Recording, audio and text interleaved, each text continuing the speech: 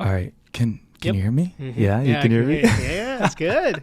Have you ever done something like this? No, not to this extent. Yeah. This is cool. Yeah, for sure. Awesome. Mike, thank you so much for coming on to this podcast. This is Smile Talk with Jacob, where we bring in masters of their crafts to speak to how they help people develop and enhance their self-esteem and confidence. When I was interested on getting you on here to speak, it was for a magnitude of reasons, but I would say for the most two is that you own your own business and you help people develop self-esteem through more than just something personal, and that's their business. Mm-hmm. And in the way that Michael Scott would say, business is the most personal thing ever. Mm-hmm. So with that, I wanted to ask, who is Mike Caparanis? Yeah, thanks, Jacob. First of all, thanks for having me on. So I've kind of had a rough week, and I've been looking forward to this a lot. So this is great. So who is Mike Caparanis? Well, so I think that question is kind of different, depending, it's the snapshot of today obviously is different than a few years ago and will be different from a few years in the future. But, so from a high level, I think I'm a father and I'm a husband. I'm a business owner. The business that I started is coming up on its 10-year anniversary in a few months. I'm also a professor. I'm a graphic designer by trade. That's what I went to school for, but I'm a marketer. That's what my agency does. We're a marketing agency. But I think deeper, from a core standpoint, I'm a guy that I'm always looking to grow. Yeah. And I'm always I'm a really reflective individual that's always trying to understand, my own journey and my own path and, my own goals and fulfillment and what I should be doing. But it's obviously changed quite a bit as I've grown and everything like that. So when I was young, I grew up, I always kind of think I was not great at anything. I was kind of average to good at some things. When I grew up, I had a thyroid issue, so I was a little bit underdeveloped. I was smaller, wasn't particularly the most athletic individual, which led to some complexes. I wasn't great at really any sport. I liked playing and being active. I wasn't really great at any sports in school. Mm-hmm. I have two older sisters, but my oldest sister is very intelligent. She got a 33 or something on the ACT. Yeah. So from a family dynamic, I was well, I'm not that smart. I guess I'm good, but I'm not great. I felt that a lot growing up. Even when going to college and trying to figure out what do I want to be. I first went to school for engineering. Really? Yeah, I never knew that. Yeah, I have some cousins that I'm really, really close to. I have two sisters. I have no brothers. I have some cousins that live in West Virginia, and they're like my brothers. They're essentially my brothers, and they're all engineers. They all went to school for engineers. They're all older than me too. So I was well, I'll be an engineer, man. That sounds great. Yeah. And the job prospects are good, and they make good money. But I got into that, and it wasn't fulfilling, and that's actually probably going to be a thing I talk about a little bit is fulfillment. Yeah. But it wasn't fulfilling for me. It didn't really move the needle. I didn't feel right. I probably just was struggling a little bit in the classes because of that fulfillment thing. I didn't have that drive for it. And then I kind of found design. Yeah. And I kind of shifted my life a little bit when I found design. I changed schools. I really went all in on it, and it kind of started this journey to where I am today from a career standpoint. And I teach classes. I teach classes at the same university in the same program I graduated from, not 15 years ago, but over 10 years ago. What was the inflection point that made you transition from engineering to design. Yeah, I remember it. I remember it really well. So, naturally, at the beginning of the design courses, you have to take like calculus and you have to take chemistry, and they were fine. I was again doing good, not great, good. I was maintaining it, but the one class I was really enjoying is my civil engineer class. Okay. I remember like I was that's what I was going to be, a civil engineer. Yeah. And I was waiting for this project, and it was to build a bridge, kind of using balsa wood. The balsa wood bridges. Yeah. Yes. And I did something similar in my physics class in high school, and I had a blast with it. And I did this great, and it like set a record and stuff, like a record for the class, whatever that means. And I was like, this is great. I can really dive into it. So I was waiting for this project. I knew it was coming. It was on the syllabus, and the project came, and I designed this bridge and built it in a very different way. I thought outside of the box on it. You know, everybody was doing kind of the standard bridge thing, and I was like, I'm gonna tackle this from a different way, and I got creative with it. And it felt good being creative. I didn't understand why it felt good what I was doing at the time. It's because I was being creative. Yeah. And when the test happened, like the test for the weight, it actually did pretty good. Okay. But then my professor, and you know, it's weird because as a professor, I think about this. I think about this line he told me all the time. Yeah. And how in his life, it was probably a throwaway thing that he literally was like never thought of again, right? And it had this tremendous impact on my life. It changed my career trajectory. Yeah. And I think about that when I'm a professor too, because like you know, obviously there's weight in the words you say. But he said, yeah, like this was successful, but you know, you should only get so creative when building a bridge, because then after a certain point, people die.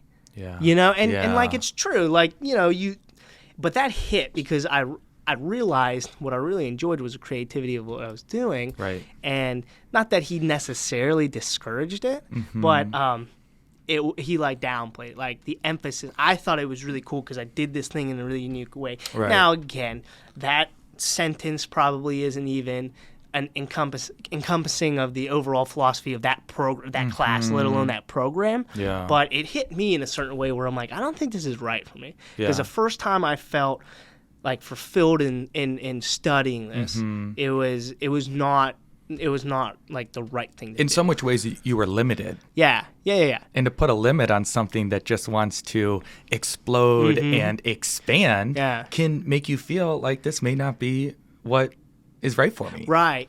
And like I doubt he really meant exactly, like I doubt he meant it the way I really took it. Right. But I did take it like, okay, like for the first time this semester, I'm feeling good about my decision, and then it was just like kind of the air was taken out of it, you know? Yeah. So I thought back, and I remember visiting a different school and them talking about visual communication design and being kind of interested in it, but not really knowing what it meant. Yeah. And I immediately went and kind of asked if Akron had a visual communication design program, and they said no, but they have graphic design, which is very similar, so I immediately changed. Yeah. And then I was in my this is my second semester at Akron. I was there. I was taking my design courses, and one of the professors there kind of pulled me aside. He said, "Hey, I think you're doing really." I was like excelling, right? Yeah. I felt good. I felt more fulfilled. He said, "You're doing really well.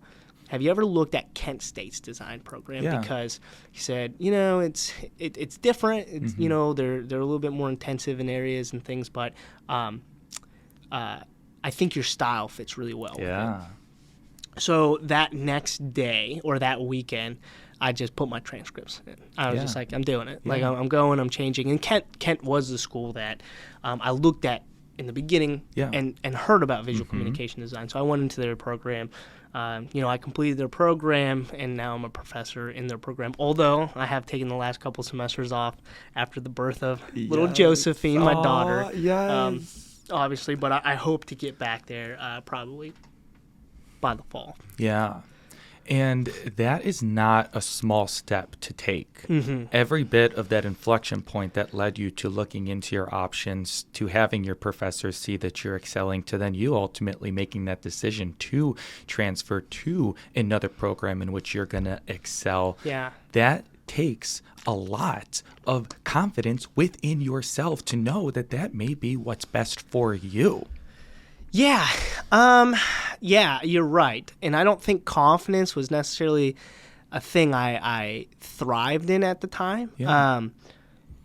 I will say, so because of how I grew up and kind of feeling that insecurity of not being the best at anything and not being like physically prime or being able to be on the football team or a great soccer player or even good at golf, all these things that I tried. I think that actually did that has done two things in my life. One, it has instilled in me this like incredible drive to like prove people wrong. Now, the older I get, I realize there's not people I'm proving wrong. It's really validating myself to myself.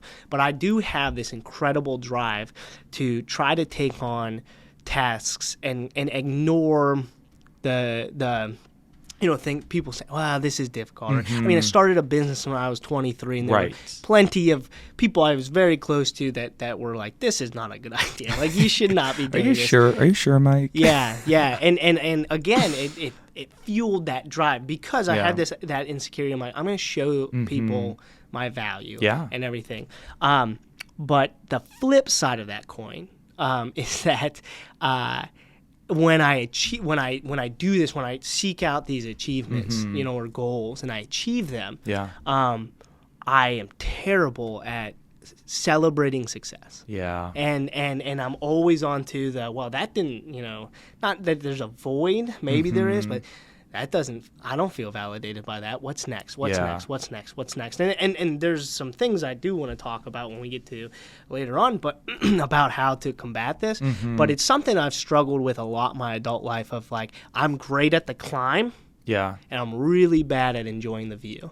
I'm almost glad that you said exactly that, because it will do a lot better job of conceptualizing and putting into words what it is that I'm about to say. But one thing that I've always respected from you, especially in regards to what it is that you do, is you enjoy the process. You enjoy the journey. You are able to push through and do things through your marketing agency that a lot of people don't even know where to start, let alone get to the end. And you are there to facilitate exactly that. Yeah. You are creating brand confidence. You're creating brand awareness. And the amount of work that you're putting into it and the knowledge that you have is something so valuable that people are willing to pay you for it. And they will offer you some acknowledgement, maybe not as much as you should get in regards to what it is that you do.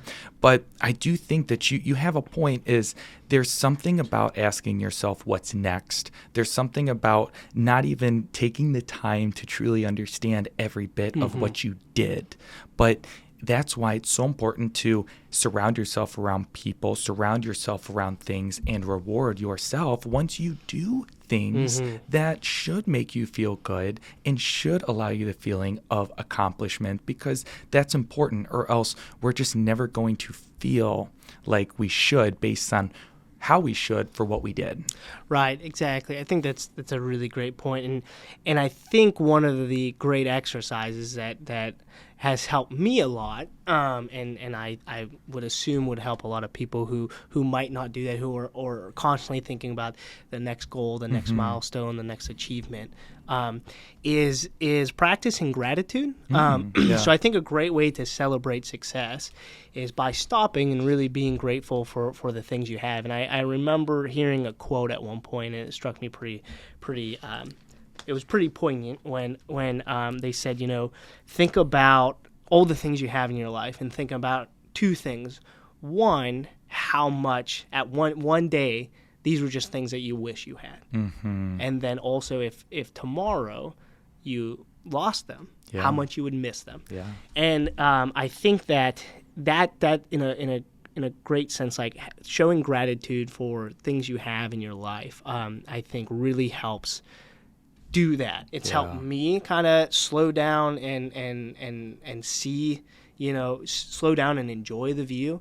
It's definitely something I still struggle with, and it's definitely something I do a gratitude journal. So every day at the end of the day, I sit down and I reflect for a few minutes, and I write down 3 things that I was thankful for the day. And at first, when you first start it, it's big things. Yeah. I'm thankful for my wife. I'm thankful for my child. Yep. I'm thankful for my job.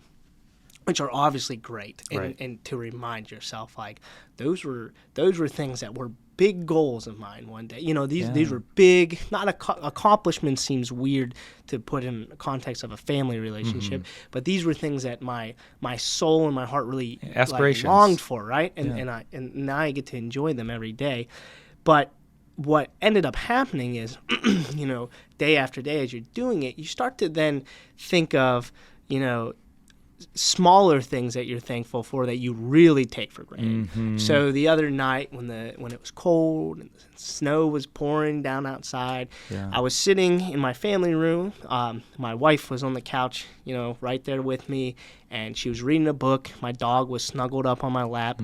My daughter was sleeping in her crib in the next room, and it was cold and it was rainy outside, and it was warm and it was cozy inside, and I was just thankful for just that environment, not having to be outside in the cold. And it's like simple things like that. Like, imagine had I not had that, had I was out, like how big of a difference, like you were really in a bad spot then. So I really think, like, being able to celebrate your own successes in your life and celebrate then your successes obviously in your business too is really important and really part of that process. So fulfillment, I think, is a really big thing, and gratitude goes to fulfillment. But my philosophy while working with businesses actually has aided my philosophy in my own, like, working with businesses and their identity and their well-being and their brand, everything has aided my philosophy of myself and working for my well-being and my identity and my brand, and then vice versa, and it's interesting how there's a lot of overlap in that. So when a business first comes to us and they go, hey, we want to work together, we want to work on marketing. Typically they have like an operational goal in mind. We need more foot traffic, we need to do more sales. Like, they have like this high goal that's very business oriented, maybe product oriented in place, and really it's not a great way to market, right? Because first of all, to you and your employees, it's not a huge rallying point, but certainly to people that you're trying to sell or get on board with your organization, it's not too. So I always we start at their vision statement, like what are they really trying to do? Like, it's not sell, widgets. That's not moving the needle. Why do you do what you do? And if they don't have a vision statement, we help them make a vision statement. Why are they doing it? Because really, that's going to be the foundation of we're going to drive everything that we're telling people from that. Like, why are you doing what you're doing? Why do you care? You need to have a reason that you care about what you do before I can tell other people why they care. What's interesting about the vision statement part is, sometimes it's a really, like, sometimes it's a question that you ask a client and they go, this is our vision statement, boom, and they have this rallying point. That's great. Sometimes you ask a client and it's like they've never thought about it before. And then and they're kind of directionless when it comes to that, right? They know what they're doing day in and day out. They're doing their operations. They know that fine. But there's no real, like, emotional drive to why they're doing it. And then this is where it starts to blend in with your personal life. Because I feel like when people are in ruts, it's exactly what they're doing, is they are doing day in and day out. They have their tasks to complete. They have the operations of being alive that they complete. But they lose sight of the why. Why are they there? What is really driving them? And I heard this statement one time, and I always think about it, because I think working hard or working on a goal, working on something is really nice. I think it's good for everybody. But I heard this, and this is where I think it's really this is really, I think, a difference. Is I heard that when you're working hard on something you care about, it's called passion. And when you're working hard on something you don't care about, it's called stress. And like, it's so good, right? That's so true. Because when I think about fulfillment a lot, and I'll get into something in a second, but when I think about fulfillment, I think about putting in my time, talent, energy is really a great word for it, putting my energy towards something I can really rally behind, whether it's being a father or being a husband or being a friend or building my business, and it's because emotionally I can get behind it, right? And when I feel drained, it's when I'm using all my energy on things that I feel like, why am I doing it? So in order to figure out what's my passion, what's stress, why do I feel good when I'm working really hard on one thing and not on another, I had to I wrote a vision statement for myself. And so my own personal vision statement is to always be growing and to never be a finished product, to make an impact on the common good through my actions and my decisions, and then to be remembered by those that I come across as how I made them feel. It really touches upon the three things that really move me, which is improvement and growth on myself, virtue, and then finally my relationships. Probably in that reverse order. I think that is how I bring fulfillment. And anytime I'm working hard and it's on one of those three buckets, I feel great. Right. And that makes me smile. I feel wonderful. And if I'm working really hard on something outside of that, I feel drained and I feel bogged down and I feel in a rut. It's because we all have only a certain amount of energy to put towards things, and I use that. So going back to the businesses, you're asking first employees, yourself and your employees, to work really hard towards something. You have to have a vision statement for them to rally behind. Then you're asking customers or end users or whatever you have to give time, resources, money, everything towards this. You have to let them know what that rallying point. So I think that's why a vision statement is so perfect, first for businesses and also for individuals. I think that's a great exercise, and sometimes when I feel a little off, I will remind myself of my vision statement and I'll think about my bucket of the day and the tasks I had to do, and either remind myself why these tasks are important to the vision, which helps, or be like, man, I'm spending a lot of time on this, and this isn't fulfilling. And that's where we start with companies, because I can't put in a ton of work and energy and stuff towards a company if you can't even tell me why you're doing it. And it's the base of marketing, you know. It's the base of getting people to rally around, because really what we're trying to do is get people to build a relationship with your company or your organization.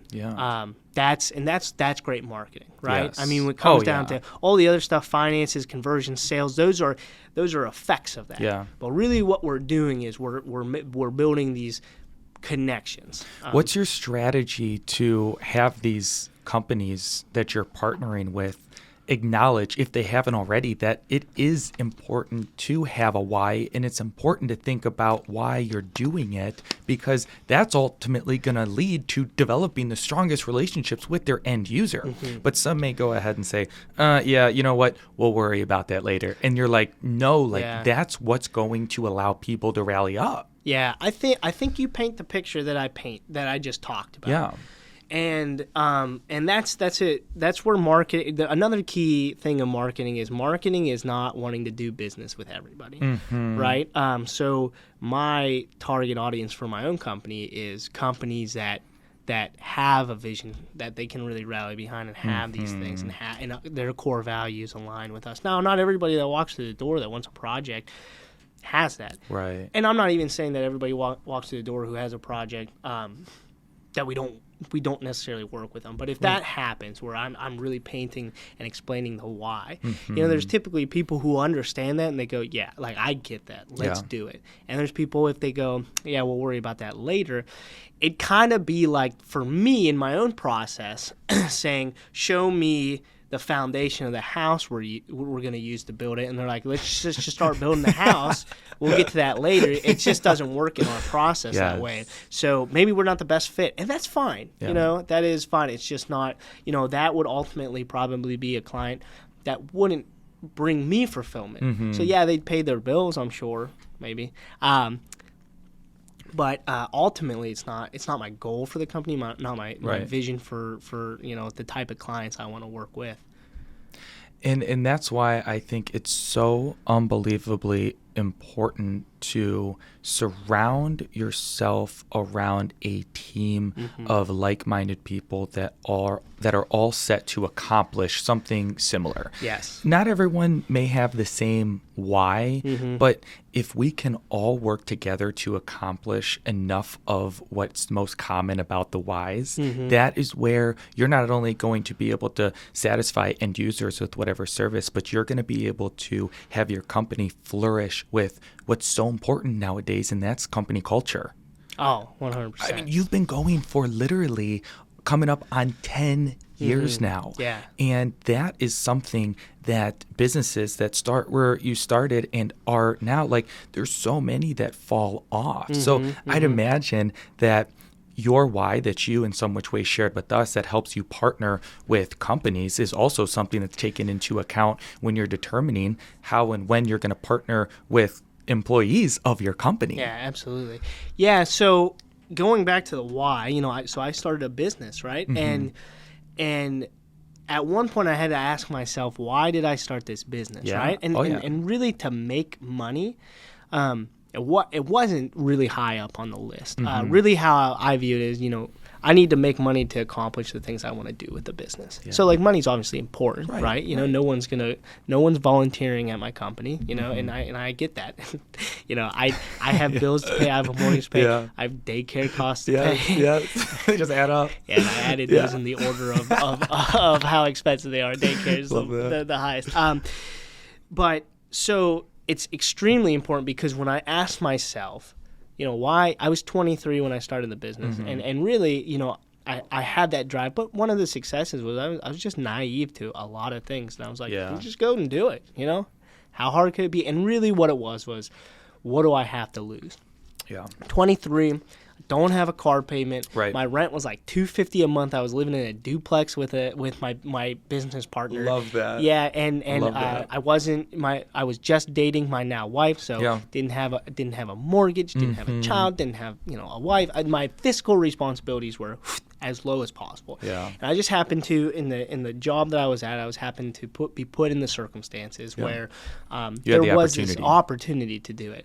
And I remember thinking, so I thought I'm just going to kind of freelance a little bit until I can find another job. Yeah. And a couple weeks later, I was applying for jobs. I interviewed for a job, and I got offered a job. And it was like 4 weeks, and I went, man, these past 4 weeks, I felt a lot of freedom. Yeah. I felt a lot of creative energy, and I felt just good energy. Yeah. And like, quite frankly, I'm kind of making more money than I thought I'd be making. And I had to sit down and make a decision. And I remember sitting down with my now wife, Laura. She was my girlfriend at the time. We were at some taco place, and I think it was toward Kent. Yeah. I said, hey, I got this offer, but I'm thinking about doing I'm thinking about continuing this business and seeing where the chips fall. Yeah. And I remember her being like, it makes me nervous because it's not what I would do, but like, I fully support you. Yeah. Like, I fully support you, and you seem like you'd be a great fit for it and something you want to do. So like, I'm all in. Yeah. I remember talking to a lot of my family, like my immediate family, and them kind of calling me crazy and not being very supportive, which is not uncommon for them. And I remember talking to very like a mentor friend of mine who was a woman that I worked with at my current job, and she was a very maternal figure in my life, very friendly but also maternal figure in my life. And I remember her giving me this advice on it, and I think about it often. Yeah. She said, "This is totally something you can do. Yeah, it's going to be really hard work." And there's going to be missteps, and you're going to have to grow, right? You're not just going to coast, and it's not going to be easy, but it's totally achievable. Yeah. And it was nice to have that full support, right? To be like, wow, this isn't crazy. Someone's not calling me crazy. Right. But it was also nice that she kind of level set it, and she wasn't just like, you can do anything you want. Just go, and the chips are everything's going to fall in your place, and everything's going to be great. Because it didn't, right? And we had to work, and we had to grow. And I've thought about that a lot of times in the last 10 years Yeah. of when she said that, and I keep going back to it. And it's probably, honestly, she probably doesn't even remember the conversation of it. But again, just small things having a tremendous impact in my life. And I thought about that a lot, where you can do this. Yeah. You are good enough to do this. Yeah. It's going to be hard. That doesn't mean that it's going to be easy. That doesn't mean that there's going to be days where you're like, man, this sucks, Right.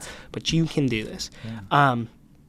And that's what, we did. But then, so when I did it, when we were out of the startup phase, and then you're starting to like get things, I've had, you can get burnt out because I'm spending energy on this business and I'm feeling like underfulfilled. So back to your question, I had to ask, why did I start this business? Why did me and my partners rally behind this thing? Yeah. And it wasn't for money, Yeah. but what it was for was to create a place where we worked, where we could come to work, do work on work worth doing with good people, right?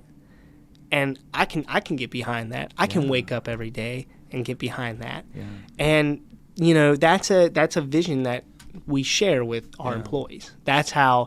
So it became clear that the culture of the company was why I started the business. Yeah. And I'm going to say why I started the business. I had a co-founder, my business partner Gabe, who I was living at with the duplex. Yeah. He started the business with me shortly after we started. Our third partner Andrew came on board. So it was not me just by myself steering the ship. But so I definitely want to mention them. They have been in the business for almost 10 years as well, me since day one. So that is company culture, I think, is very important with me and my business. And this goes back to the second part of my vision statement, is to make an impact on the common good through decisions and actions. I think it's great to identify things that you want or that you like, but I think you need to back them up with actions. Yeah. And when you don't, then it's just kind of like, okay, there was this idea of a nice company culture at one point, but you harp on people for getting in late and you don't give good benefits and you do this, blah, blah, blah. Yeah. So like I make sure that like constantly I'm reminding not only myself, but then I'm reminding my employees to remind me like company culture's very important. Yeah. If something's not aligned, please let us know. Yeah. And that's truly what has kept me going, what has kept it. So like when I put energy into the business, I'm getting that fulfillment back when it's aligned with that. So, and that's, for a small and medium-sized business, I talk to my clients too. Yeah. Company culture is one of the number one competitive advantages that you can have. You don't have a ton of resources to invest in new product and innovative things, but what you can invest in is people and people who are wanting to be there and willing to be there, and that really, especially if you're in that a service-driven business, that really makes the difference. Because a good, like a higher paycheck, obviously that's great. Like a higher company, a corporate company can buy that, but the loyalty to a company goes beyond just a financial thing. It goes more into, do I feel valued and fulfilled? And I hope, I hate to answer this question myself. I wish my staff was here and my employees were here, but I check in with them regularly on this. But I hope that they would all answer yes. They feel valued and they feel fulfilled as much as possible. And obviously, things happen. I would say that's absolutely true.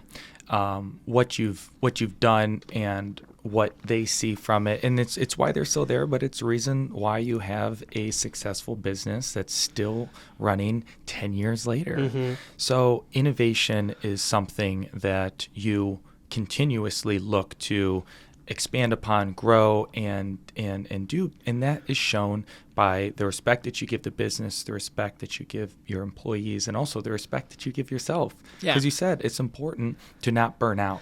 It's important to refer back to what it is that you needed to start it, to get you through it, and what ultimately keeps you going. But when we're talking about keeping going, that refers to ongoing business, and then it refers to new business. And let's say that values align in regards to the marketing aspects of what it is that you do. This world is forever changing. I mean, TikTok in the way that it exists now was not the same as what it was 2 or 3 years ago. Right. But you have companies that say, oh, well, I want to get big on TikTok, or I want to get foot traffic through TikTok. And it's just like, well, is that what's going to ultimately benefit you and contribute towards the goal that you told me was important to you? Right. So what would you say about how marketing has changed from when you started and where you see it now and everything that's transpired in between? Yeah, it's so what you're talking about is tactics, right? Yeah. That those change often, Yeah. right? And tactics are pay-per-click ads, video marketing, TikTok, like you're talking, social media ads. All of those things are tactics. You can go back, billboards. All of these things are tactics, Yeah. and people get hyper-focused on tactics. They come in a lot thinking, I need X, Y, or Z because my friend either said or my friend has a business and they got a return on it, but nobody wants X, Y, or Z. They want what they think that brings them, Yes. right? So we're different. We're different. Where we start is really with strategy. Yeah. And we sit down and we need to really figure out who you are, who you are, what you're about, who you're trying to get your message in front of, and really talk about your target audience, who they are, and get really in depth. Make avatars on them, make names for them, make backstories for them. And this is, if there is a person that makes up your target audience, that we said, if we could literally in a lab make a person that you would sell to, it's this person. So then we do that. We try to get as focused as possible on that. And then we talk about what messages resonate with those people. Now, a lot of marketing, a lot of companies, mid-sized companies, people who are inexperienced with marketing, they try to sell products or services because that's what they're proud of. I'm proud of what my company does. But that's not, their target market doesn't really care about that. They care about what that does for them from and ideally from a humanistic and emotional standpoint. Yeah. Like what problems do you solve for them? What emotions do you bring to them? Is there something that's really frustrating your target market that you relieve, and how's that make them feel? And in some industries, it's really easy to make this connection. It's really easy to pull out an emotional thing, and that's really a powerful way to. So if you get that message in front of that target market, you're cooking, right? Oh yeah.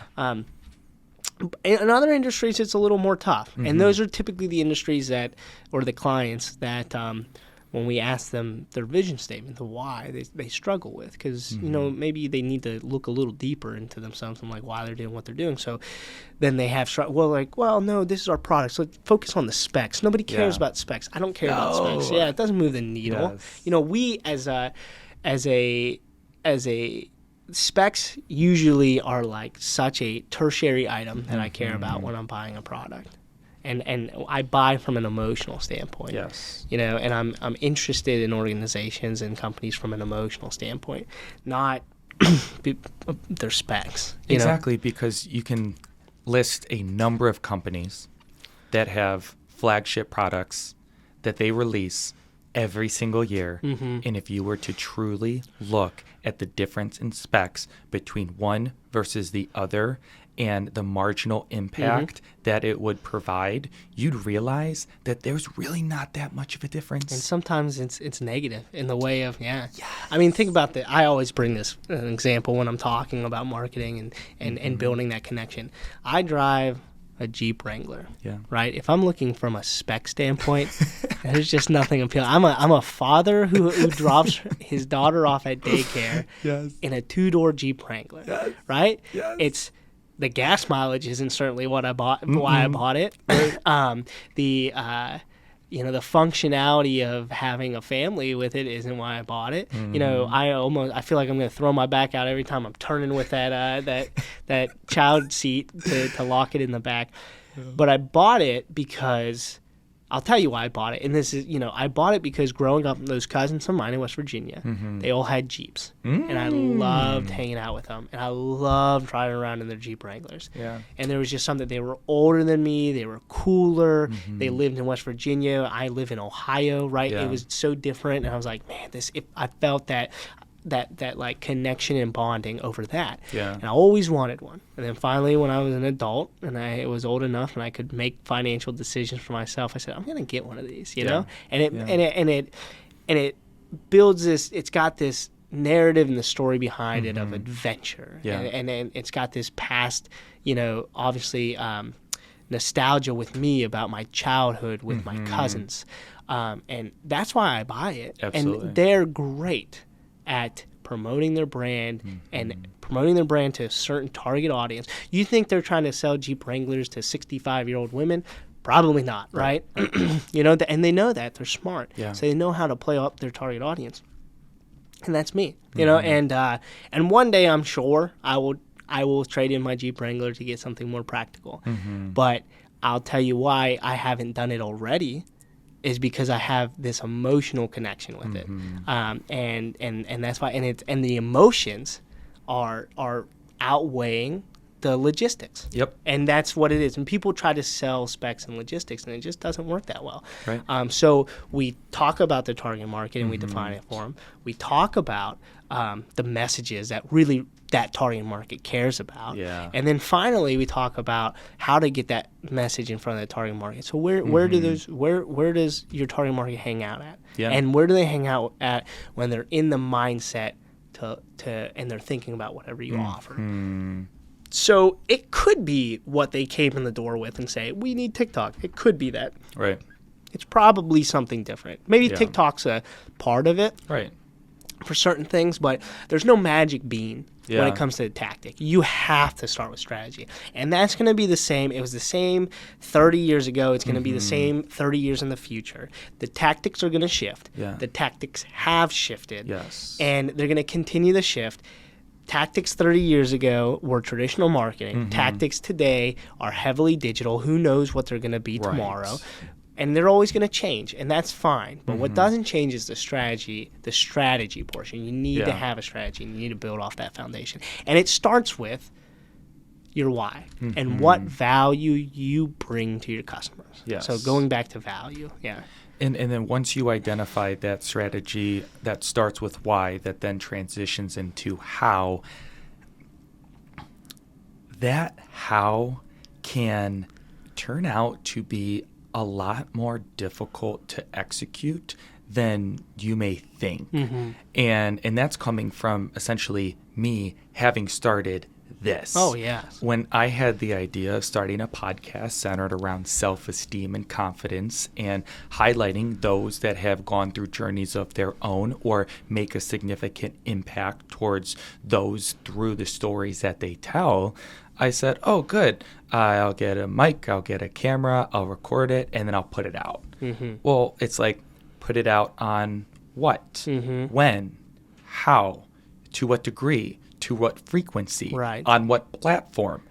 Like the ideas, there's so many, and I think that within that how segment, you provide value because it's collaborative, but at the same time, there's delegation.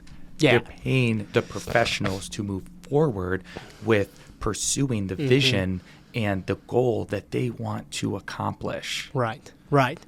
Yeah, and marketing in any creative field really is a little interesting because there's tools and programs out there now that make the how like accessible to a lot of people, right? Yeah. I always say it's interesting because when I take my car to a mechanic and he tells me, hey, this is wrong. For instance, actually this happened yesterday. Yeah. My wife's car, I had a noise coming back from the back left tire. Took it to my mechanic down the road, Vinny, and needed shocks replaced. So that's the why. That's the why. I'm going to get you your car. It's going to be working order. That's fine.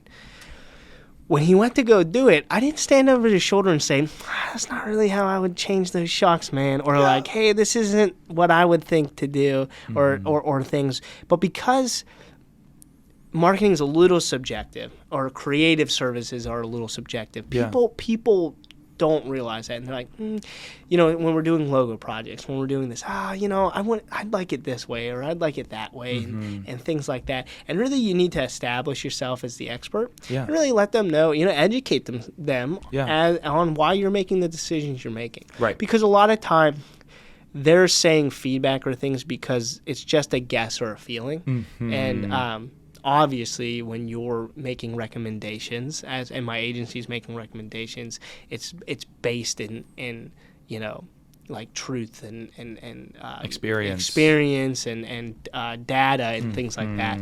So it's kind of the problem that we run into sometimes, and it's part of the collaborative process. And that's not to say their feedback is invalid. I love clients that love providing feedback. Yes. Sometimes I don't agree with all the feedback, but I'd much rather work with a client who's providing more feedback than we typically get than less, right? When they're just like, hey, here's your logo, and they're like, great, let's go with it. You're like, this is something that is supposed to be your identity, for the lifetime. Yes. Maybe not the lifetime of your company, but for the next, decade at least. Yeah. And that's it. Are you married? Did you go on one date and you're like, this is great, let's get married? So that is always a little, you get a little hesitant with that. Yeah. But I love feedback, but sometimes you do have to just be like, okay, I understand where you're coming from, but this is why we're recommending this, and these are the details and the statistics and the data and everything behind it. Yeah, I think that is so important to acknowledge and important to understand, because it continues to amaze me how collaborative this world needs to be to operate. Yeah. Part of me just doesn't understand it. Yeah. There's so many people doing so many things, and it all work. We all work as really a cohesive unit. Yeah. And for the most part, obviously there's things, but no, you're right. And one of our core values at our company is to work together, and I think it's really important core value in not only my company, but I think in life. I think obviously what you alluded to, when you're aligning your strengths or leveraging your strengths and balance out your weaknesses with somebody else's strengths, or getting different perspectives on things, really makes a huge difference. And a great learning experience from me as the owner of the company and growing and starting to having to do some of the things as a company grows, which is delegate. Yeah. An interesting thing that happened to me that was fun was, especially when design projects came in at the beginning, I did all of them. I was the designer. That was like I built the company doing the design. Yeah. And branding was one where I would really be like excited. That was like, it's perfect. So as we started hiring designers, and it became clear, like my plate was getting full and I needed to let go. Yeah. And that's not an easy transition to make. I started delegating, but and one of the last things I would delegate, and the thing I was most reluctant to delegate, was branding, because I enjoyed it. Right. I really enjoyed it. I'll tell you when I delegated a branding project and was able to remove myself from it. Like really remove myself from it. Give my input from a creative director standpoint, but really remove myself from it. And then see the results, see the satisfied client, and then realize that result, which is working great, would be completely different had it been under my, I did it. That was not a solution I would ever come to, just because it's not my style. Right. And it came through the different perspectives and the different skills and talents of my team. Yeah. And to see how well it turned out and how well it satisfied the client's needs and really defined, them as a company, and that they could leverage it and move it forward and rally be around it. It was really cool. Yeah. It's really cool. And I think that's a perfect example. I don't have to be everything myself. I don't have to do everything myself. I have a team for a reason. I have people who really like working in the company and want to work for the company for a reason, and it's great to allow them to shine. And if you think about the magnitude of level ups in confidence that had transpired to or affected, your confidence in your employees able to fulfill not only the obligations of what was expected to them within these companies, but to outdo themselves, overperform. Yeah. And it's going to increase the confidence of the company itself. And then it's going to increase your confidence as well, which is going to lead to you feeling good, which is going to lead to your employees feeling good. And that's like I'm saying, to your point, it's a great way of acknowledging that we all need to work together to be able to accomplish the best results. But you know, in the same way that you may feel this way or it's just like sometimes you feel as though, well, I need to do it because then at least I have control over it. And then at least in some cases, I may be responsible for how it comes out. Right. Yeah, that's really interesting. I took during business development when I'm doing business development, you had to take this breakdown of what kind of personality you are under stress and then natural. And what was really unique about mine and really telling and super accurate was that when things are fine, when it's a stress-free environment, I want everybody to collaborate. I want everybody to have control. I'm very open and allowing everybody to do their thing. But when stress comes in, my want to take things over and take responsibility on myself skyrockets. I get very hands-on. And I've had to catch myself on that a lot because to me, I think what I feel like I'm doing is, okay, this is a burden or a struggle. I'm just going to take care of it. It's my burden or struggle. I'll take care of it. I'll fix it. I'll save the day, whatever you want to do. But what happens from the other side is it looks like, well, he doesn't trust me, or we screwed up, or he's isolating himself so he can't do. I mean, this is even in this is outside business. This is in everything. This is in my family and my marriage. This is all of this where if there's a stressor and it comes and all of a sudden, don't worry, I'm getting in there. I'll roll up my sleeves. I'll figure it out myself. And I'm now conscious of that, and I work to make sure that I tried not to do that, but it's kind of the natural thing. And that was the most interesting thing that I took away from it. It was super accurate. We're like, hey, everything's going well. You know, everyone can do their thing, leverage their strengths. I'm really hands off, and then stressor comes in. Give it to me. I'll throw it on my shoulders. I'll take care of it. It's just not a great way of doing it. Right, because in some which ways I would say that would be the same for me. And part of me says, well, I don't want to put the stress or the burden on someone else. Exactly. But is that I don't want to put that burden on someone else, or is it more of like, at least if there's something to answer for, it's me? Yeah, that's true. I mean, I think in my mind, that's where it is, where I go, well, if something's going to get screwed up, at least I was in control of it when it did, and I can then take the blame or the burden or whatever.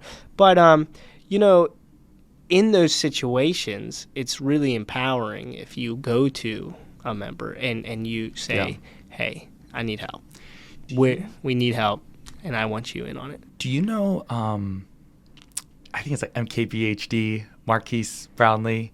I do not. He's a YouTuber, and he does a lot of tech reviews. Okay. And one of the things that he said was the octopus effect. He is that person that started it all, but he did everything. Yeah. And now he has built a team around him that does everything that he used to do better than he would be able to do himself. Yeah. And that's so they say I think, again, I'm probably misquoting somebody, but like, bad leaders hire people who are worse than them. Good leaders hire people who are better than them. And I think that's really telling, right? Yes. And I think that honestly alleviates that need to be like, oh, something I need to get in there.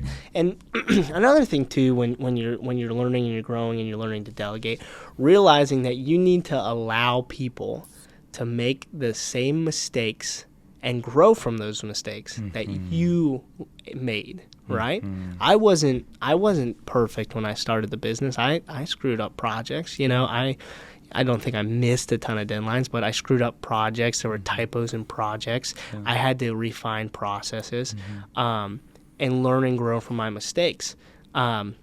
It's not fair for me to expect when I pull somebody in and start training them that they're going to be at my level where I'm at right now. What's nice is that if they can just dedicate themselves to that, they're probably going to be better than I am. And I've seen that in practice. It's tough. It's tough to, to get that through your mind, but I've seen it in practice, and it's really, really great. Yeah.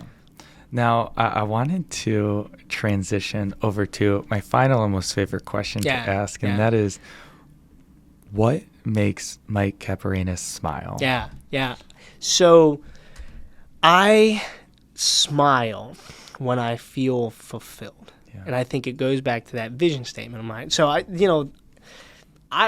when I'm in a rut, I really struggle with that. Like, why? And sometimes I struggle with, like, why do I feel this way? Like, look what I have. Look at the things in my life. I have a lot of blessings. Yeah. Like, why would I feel down? And sometimes I get more frustrated at myself. And having this vision statement for myself really allowed me to realize, like, what makes me fulfilled. Mm-hmm. And it's those things. And that's when I'm smiling. And it's really, I'm happy when I feel like I'm growing, right? And that could be I'm exercising. That could be I'm learning, a new skill. Mm-hmm. It could just be that, I'm like refining cooking, something small. Right. I'm out in my garden, anything that I feel like I'm improving and growing on myself. I'm happy when I'm doing that. I'm also happy when I feel like I'm helping out people through my actions and decisions. I like my love language is acts of service. Yeah. That's what I do. It's so when I care about somebody, I want to do an act of service for them. I like that, and I feel good, about that. Selfishly, I do it because I feel good. I feel fulfilled, and I feel happy. But most importantly, I think, and this is why I end my vision statement with it, is my relationships. Mm-hmm. I'm a social individual. If I had any talent, I guess when I was a kid, if there's anything I had confidence in, it was like I could go and talk to people. I could have conversations with people. This is no surprise to you, right? And I love relationships and building relationships. And when I just, if I have a visit with an old friend, if I'm hanging out with my daughter, if I'm relaxing or on vacation with my wife, if I'm talking with my friends, even if I'm interacting with my employees, I feel happy and fulfilled there, and that I think is why I had to look at what brings me happiness and what brings me fulfillment, and I constructed that. And another thing that I realized too, another thing I learned is that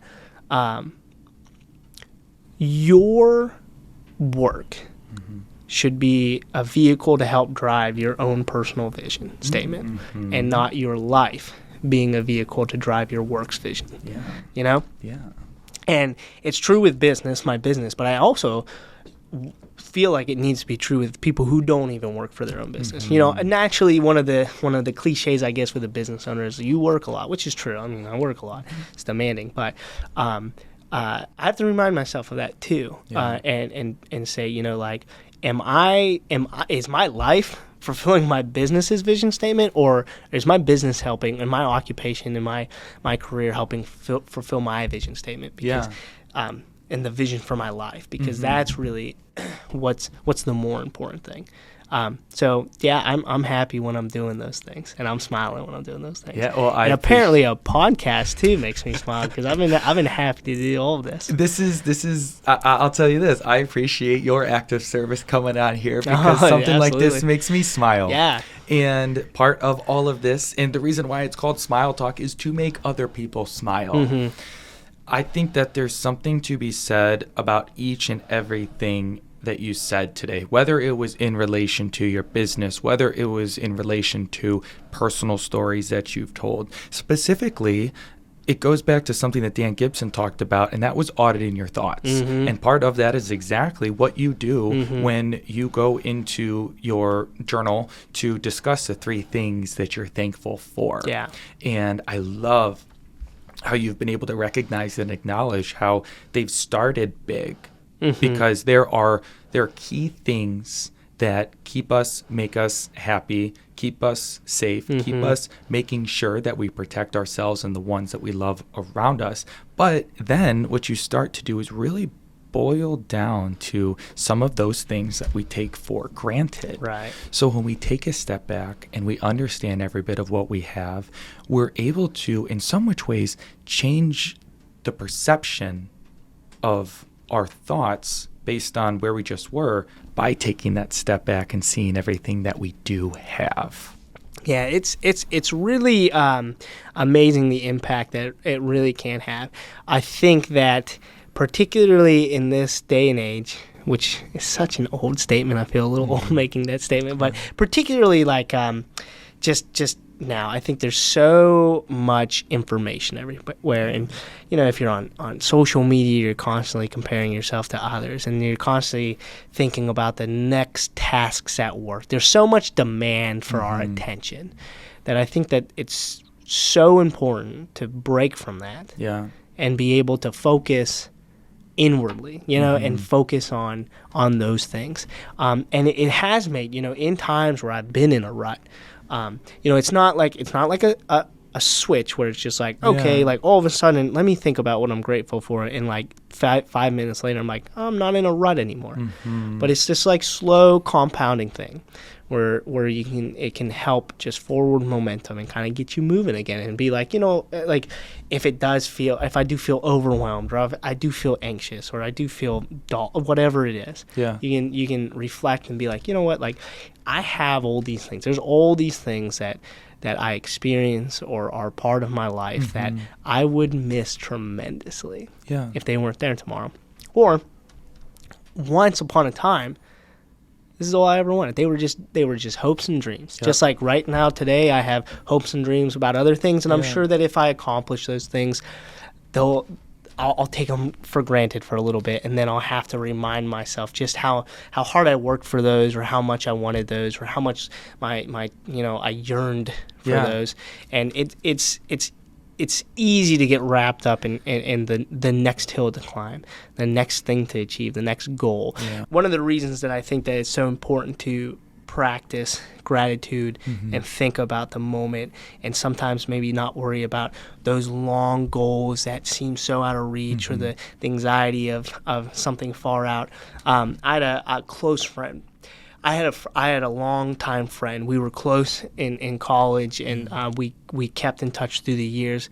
I recently learned Wednesday that he passed away unexpectedly. Sorry. He had some unexpected health issues that really quickly. He was my age. He was 33. Wow. And it really made me, obviously, aside from the grief of losing somebody, it really made me think of, at that moment, that snapshot in time, that night, that I said, like, there's all these far off things I'm worried about, business goals I'm worried about, people are worried about the economy, you're worried about, your kids' health, you're worried about all these things, your 401k, and all that kind of like didn't matter because I'm sure he was experiencing similar things, right? And I really just was able to just be in the moment that night, and just, say you love everybody that you love. And really when before bedtime, I was with my daughter, and I was just like, this is a wonderful moment. And, we're just not, you just never know what's happening. So I think it's so important to not only appreciate the things you have and feel gratitude for the things you have internally, but then to express that and let people know, because you just never know. And being able to stop every day and think about that, like, I did this today, and I really appreciated that. I'm really grateful for the opportunity to have done that. I'm really thankful this happened to me. I ran into this person. I got to have this meeting. I got to work on this project. My daughter said daddy and looked me in the eyes. I had an evening where I could just relax at home, and I turned off the TV, and I didn't get on my phone. Like, those are really, like, those are small things, and when you take time to recognize them and make it part of your habit day after day after day, I think that it's more easy to avoid that feeling of like, I don't know what's going on for me. I'm in a rut, and I don't feel great, and things like that. And honestly, I think gratitude is something that we all could do more of. It's really helped my state and everything like that. Absolutely. And if people are interested in understanding their why, their how to market, how to get to a point of feeling more comfortable and confident with their business in a marketing perspective, how can they best get a hold of JAC Creative to see if it's a good fit? Yeah, so my company, my agency is called JAC Creative. That's JAC Creative. So they could go on our website. What's that? JACCreative.com. Again, JACCreative.com. Or they could email me, which is mike@JACCreative.com. That would be the easiest way to get in touch with me. And I hope there was, even from a marketing standpoint, from a life standpoint, I hope there was some interesting nuggets here, or some useful and valuable things for people in our discussion. And if not, honestly, I appreciate just the ability to sit down and talk to a friend. I think that this was great. Like I said, it's been somewhat of a difficult week, this is one of the things I've been looking forward to, as one of the lights at the end of the tunnel. I appreciate the opportunity here, man. Yeah, well, I'm sorry to hear about your loss, but absolutely. And thank you so much for everything that you've shared with us today, both professionally and personally. And I guarantee you this is going to help people. People are going to take this, internalize it, and we're at the start of making a huge impact in so many lives, and I appreciate you being here to help me with that. Thanks, Jacob. I'm grateful for the opportunity, man. Awesome.